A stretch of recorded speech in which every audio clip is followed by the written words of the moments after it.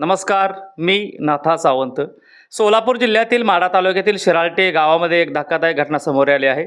कौटुंबिक सदस्य झोपेत असताना घराशेजारील जांभळाच्या झाडाला गळफास घेऊन एका 45 वर्षीय व्यक्तीने जीवनयात्रा आपली संपवली आहे. या घटनेमुळे गावात हळहळ व्यक्त केली जात असून पोलीस पुढील तपास करत आहेत.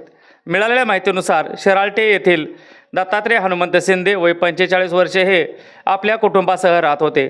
शनिवारी 6 जून 2026 रोजी 9:30च्या सुमारास कुटुंबातील सर्व सदस्यांनी जेवण करून नेहमीप्रमाणे झोप घेतली.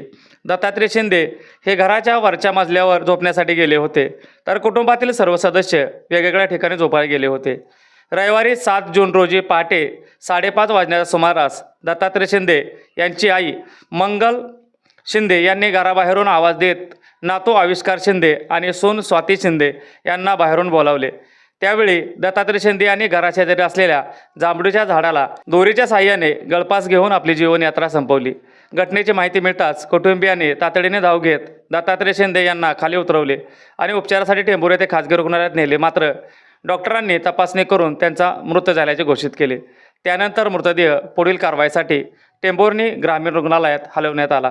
घटनेची माहिती पोलिसांना देण्यात आली असून पोलिसांनी आकस्मिक मृत्यूची नोंद तपास सुरू केला आहे. दत्तात्रय शिंदे यांनी नेमके कोणत्या कारणामुळे हे टोकाचे पाऊल उचलले याबाबत अद्याप स्पष्ट माहिती समोर आलेली नाही. पोलिसांकडून सर्व बाजूने तपास सुरू असून या घटनेच्या शिराळ गावात शोककळा पसरली आहे.